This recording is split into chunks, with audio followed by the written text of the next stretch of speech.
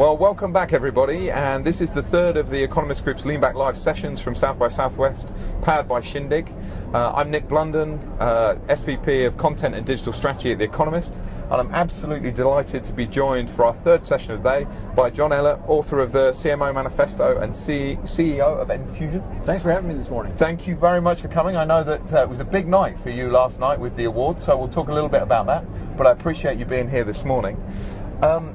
First, if I may, you've got a really interesting sounding panel at South by Southwest on Tuesday. Yes. Without giving too much away, because I know that people are very much looking forward to it, could you tell us what it is and a little bit about what you're going to be covering? Well, the title of the presentation is The C in CMO stands for cojones. And we... A great South by Southwest panel title. Only in Texas could we do this. And we are, through the panel as well as through the awards last night, we're recognizing the marketing leaders who have the courage to do bold and remarkable things in the digital age. And I'll highlight during the presentation 5 things I believe that marketers need to have the courage to do. And a lot of that insight came from the finalists and nominees for the Cojones Awards that we put on last night. So the people that I've had a chance to talk to and the insights that we've garnered through that process have been fascinating. And we talked a little bit about this earlier when we were outside about, you know, there are 2 ways of looking at the world and the kind of disruption that's happening in marketing. Some people look at it and say, well, there are so few certainties, it's difficult to know what to do, and get a little paralyzed by the fear of the unknown. And other people look at it and say, there has never been a better time to be a marketer. It's more interesting than it's ever been. I guess the awards last night and your panel, from your perspective and the people that you're talking to, you're excited about where marketing's going, the opportunity? Absolutely. We want to recognize the half-full crew that sees today's marketing environment as an opportunity to do really amazing new things. I've been asked, with this kind of chaos going on, is it good for a brand or good for a person's career to play it safe with all the chaos going on? And I think that's absolutely the wrong thing to do. I think the riskiest move that a brand or a marketer can take today is to try to be safe and end up being mediocre and bland and boring and forgettable. That now's the time to step out, to take a risk, and it doesn't always pay off. But one of the quotes that I was able to pull out from one of our award winners, Michelle Klein from Smirnoff, was that courage is being able to take a risk, but also being not afraid to fail. And if you fail, own it. Be proud of it and learn from it. And that's the mentality I think that it takes to be successful in today's environment. Yeah. You got to do things. You got to try things. They're not all going to work, right? Yeah. But that ability to learn and react and adapt leads to some really great, remarkable achievements. There was a very interesting panel here at South by Southwest a couple of days ago where someone on the panel talked about failure, and they said, which struck me, they said, if you're not failing sometimes, you're not pushing yourself hard enough.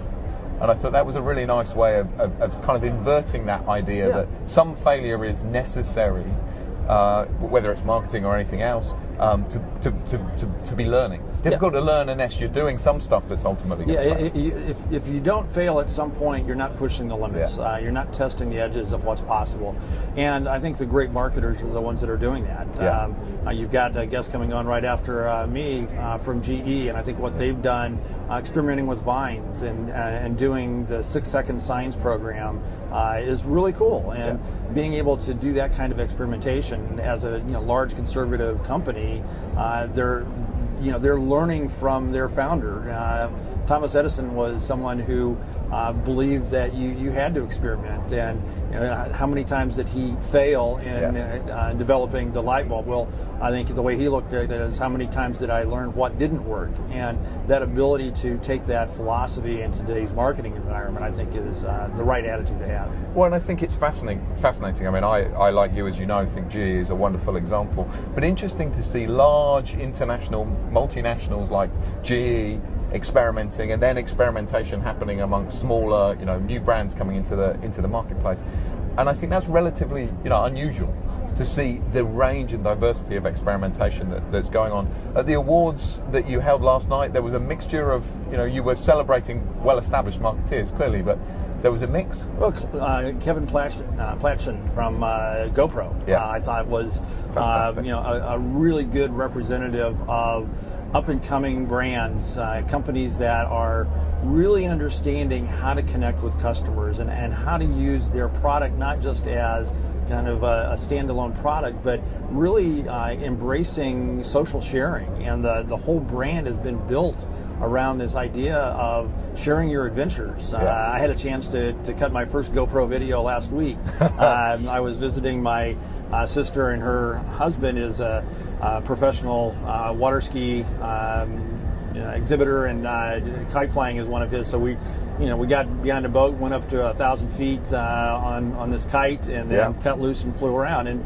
obviously, it was all caught on GoPro video, and eventually it will get shared. And that's one of the insights that I think that GoPro realized very early on is the power and the interest in people sharing their adventures and sharing their lives. And the same thing is going on at SanDisk, a company that we get a chance to work with at the agency, and using photography as a way to capture and share life's memories.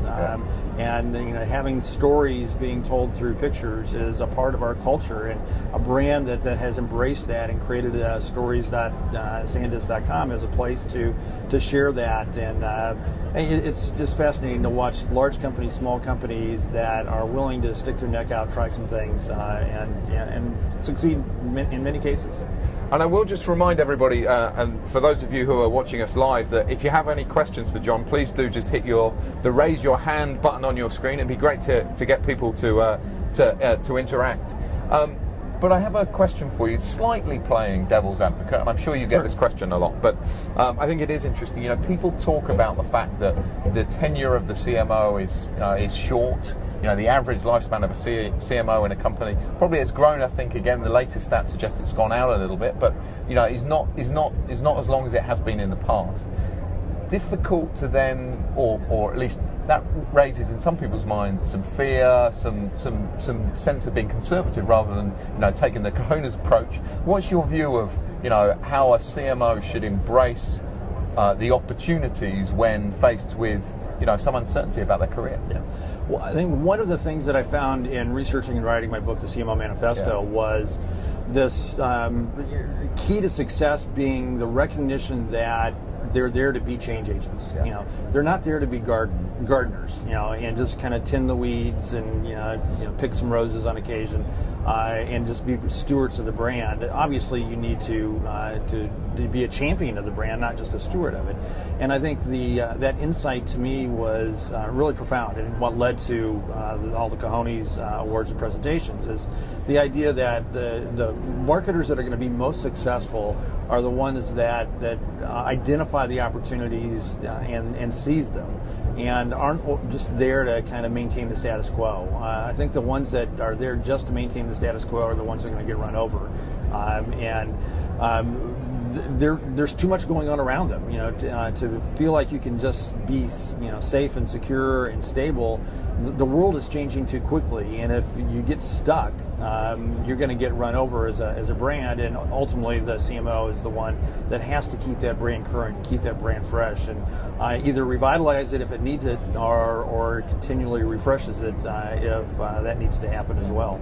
And I get the sense, and I think this is specific in the book, but I get the sense from what you're saying that your view of marketing is an expansive one, that the CMO as change agent is not just about changing the marketing function within a business, it's about being an agent for change in the wider business context. Absolutely. I think that's a huge recognition that the role of CMO, one of the reasons it's been such a highly volatile position is it's such an ambiguous role. And for many years, it was really the chief advertising officer. And that was fine. And in a world where the business did its thing, and then the CMO did the big brand campaigns, and the company was successful, and everybody loves each other, great. However, the world changed, and the CMOs stuck in that model were the ones that were getting turned over every 2 years. Yeah. I think the recognition that the role needs to be broader, needs to be more expansive. I think what John's doing at Hyatt as an example of understanding, what their brand is and how to be a facilitator of improving the overall guest experience, not just through marketing, but through technology, through operations, through training the front office people and the back office people, and creating a better guest experience. It's not just the domain of marketing, it's really the company. But if the Hyatt brand and the sub-brands, as an example, are going to be successful at accomplishing what they want to be able to do, the marketing leader has to be that catalyst for change, to bring a brand to life, not just in advertising, but in every touch point. Yeah. And I thought interesting you talked about GoPro and SanDisk, and fascinating for me that in some respects those are companies that are building marketing back into the product. That rather than marketing being something that happens at the end, an output, it's somehow built into the fabric of the whole company. And I think that's the realization that astute marketers are getting, which is that the customer is the voice of the brand today. When someone is trying to make a decision, they'd rather hear from an existing customer and their experiences and what worked, what didn't work, what you like about the product, what did you not like about the product. That's shared in ratings and reviews and social media sharing and Facebook posts and a variety of other things. And marketers that really embrace that understanding and use paid media on occasion to accelerate that process, build experiential events around that. What Smirnoff has done with their nightlife exchange program, it incorporates the experiential component with the social sharing, with digital, and the customer involvement is inherently a big part of what marketing should be going forward. So I think brands that really build that into their DNA are the ones that are being most successful. And fascinating to think of that in the context of being here at South by Southwest, because it seems to me that brands are much more visible here than they have been in the past. That there is a lot of branding or marketing activity that's going on here at South by Southwest, and in many respects it makes for a richer experience. What's your take? The clients you work with, do you encourage them to come to places like South by Southwest? Well, absolutely. We get an opportunity to work with Samsung, and one of the award winners last night was John Lavoie from the Smart TV group. But the Samsung brand is very active here at South by. Certainly the mobile products are a key part of that. The integrating music and the popular cultural moments that I think are important to the Samsung brand. South by Southwest is certainly an event to do that. One of our other award nominees was MasterCard, and what they're doing here, activating at the show, I think is really interesting. Having their machine to have an opportunity to experience priceless surprises is another example of a campaign that was literally priceless. Right? The Priceless campaign started as a broadcast campaign, but has evolved from priceless moments now to priceless surprises, which incorporate social, experiential, that full 360 degree. It's a wonderful example of bringing a great idea to life across so many different touch points. I think. Just to remind everybody that if you do have any questions, please hit the raise hand button on your screen. Clearly, of the award winners from last night, and I think you can go to the website and see the complete list of the award winners. There's some great companies there, but I wonder, you've been, like me, you've been client side and sort of agency side, so you're an author, so you've got an interesting perspective. Do you see any particular characteristics that unite those very successful marketeers, other than they work with great brands and the work they're doing is great? What do you see the kind of characteristics of a great CMO going forward? I think that great CMOs are inherently curious people. They want to know what works. They want to experiment. They want to try things. I think they're bold people, people who are willing to stick their neck out, to have the courage to do something. They know that for them to be successful, they have to be change agents. And I think they're also people who realize that they can't do it on their own, and are good leaders of organizations, leaders of teams. They empower people, they embrace people, they are able to connect the dots across organizations and pull people in. And if you can pull people in, inspire them with a vision of where you're trying to go, what that new world looks like, and then learn in the process, you're going to be more successful than the average Joe. Yeah. And, we talk a lot about, we've talked a little bit about how, marketing has changed from being, or the CMO's role has changed from being, predominantly or often just about advertising to be a much broader cross-section of things. A lot of stuff talked about data here here at South by Southwest. Big data is a big topic, not surprisingly.